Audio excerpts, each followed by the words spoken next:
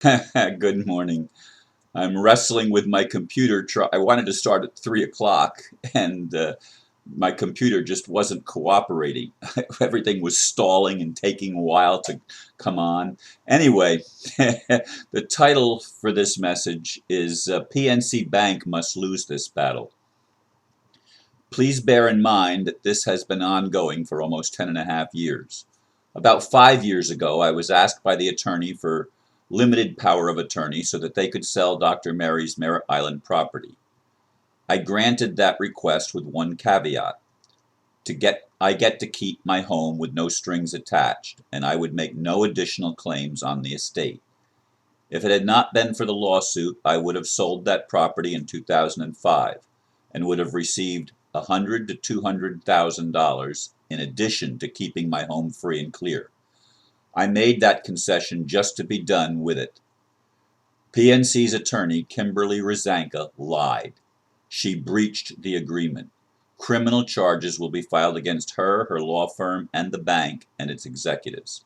Not only should PNC lose, all banks should lose their right to create money out of thin air.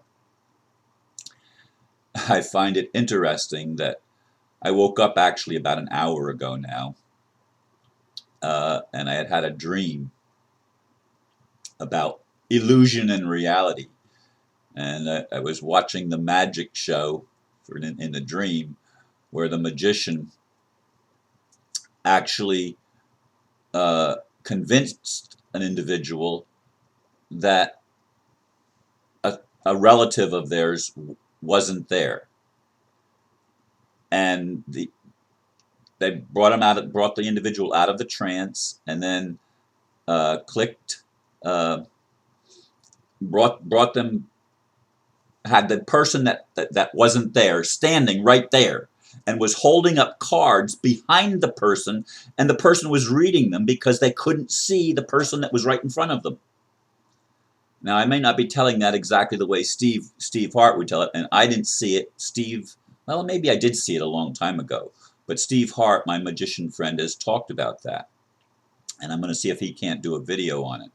But in any case, that wasn't the topic that I had written the blurb about, so that may be a future video, maybe with Steve. We'll see.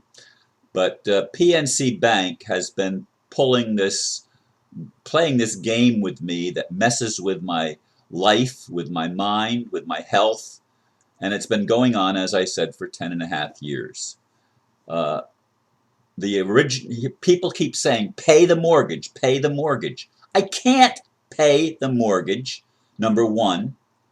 It was not on my house, number two. It was on Dr. Mary's property, number three. And I was the trustee, and it was listed in my name. The plaintiff in the case, the ex-banker and his wife, filed a lawsuit preventing me from selling that home. That had nothing to do with me. That invalidated the loan, because a loan, you must have the ability to pay it back or it's not valid. Now, the truth of the matter is most commercial loans, if not all commercial loans, are not valid. First of all, the bank doesn't sign the loan. No contract is valid unless there are two parties that are agreeing to something. The bank never agrees to anything because they never lend anything. It's all fraud. It's all fiction. It's all make-believe. And my friend Jeff Riddle wrote to me on the email that's for Christmas, and he said it's all taken care of. It doesn't exist anymore. Again, what exists? What's reality? The reality that I've been dealing with now for 10.5 years is that people have been trying to take that which Dr. Mary gave me as a base for a ministry, and it's been threatened by attorneys playing the same sick game that they've played all along, but it doesn't seem like a game. It seems real. The threats seems real, and they use sheriffs and they use police, and they use the system that has been created, and it's all a lie. Satan or evil forces or whatever you want to call them don't live in truth. They create deception. They do everything by lies. And this is what I don't get with God. Why do you allow this, God? Why do you allow the deception to become so overwhelming that people actually die in the deception? People their lives are taken, whether because of illness or because of murder. And yes, the powers that be, especially the United States, is the biggest murdering nation that's ever existed on Earth. I'm convinced of that. I don't know about Mars or other planets or other places, but on Earth, there's never been a power, an illusory power though it may be, that has committed more murders than the United States, because this is the military arm of the fake world that we live in. And it's a fake world. It's not reality, but it feels like reality. It seems like reality. And so when I say PNC Bank must lose the battle, they must lose it because it doesn't, even me, I have to lose the battle in my mind, because I'm fighting a battle of an illusion. And so are we all. So are we all fighting a battle of an illusion. Something that has no basis in reality, yet it feels real, it looks real, you can touch it and everything else.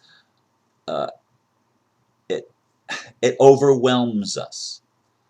And somehow we need to get beyond this point. Now, I listened to a few people yesterday that says that February 2016 is going to be the end of the world as we've known it. I listened to about 3 different people. Well, the one lady that I listened to, hers was, I think, the longest of the videos that I watched, if I'm not mistaken. I think there were 3 or 4 that I watched. But she goes on using Bible prophecy and the Christian message of the end of the world and all of this stuff. And it's not going to happen for many more years, she is saying, based on what she believes, her belief system. And we've got to get these belief systems are things that hold us in a certain place of buying into the illusion. We've got to get beyond that, folks. Somehow we've got to see the bigger picture. We've got to see the higher truth. We've got to see who we are. We've got to know ourselves as each of us, as a child of God. Whether we're male or female, it makes no difference. We're children of the living God, and God begets God. So we are divine beings. We are not lost sinners as we've been programmed to believe. We are not stupid as we are programmed to believe. Oh, we've been tricked really badly, and we've believed the lie very strongly. But we're much more than what we've been told. So I don't know how this is going to spin out and play out. I wish I did. I wish I could let go and relax and just get on with my life. And I have every intention of selling this property that I live in and getting a smaller place. I don't need this. I'm probably not going to, even though I've got all the chairs back in the room that I used to have my meetings in, I'm probably not going to have meetings here anymore. I'm going to downsize. That's my intention. And I hope to accomplish that within the next few months. But I certainly don't want to have this charade that I'm playing with PNC Bank's lawyers. And PNC Bank claims not to have any lawsuit against me, but that's not true. But in any case, I do appreciate you listening, and I do appreciate your prayers. And Jeff Riddle, thank you for what you've done, what you've said you've done, and it's posted on the video for Christmas and YouTube. Thank you very much, and all of you have a great day. Namaste.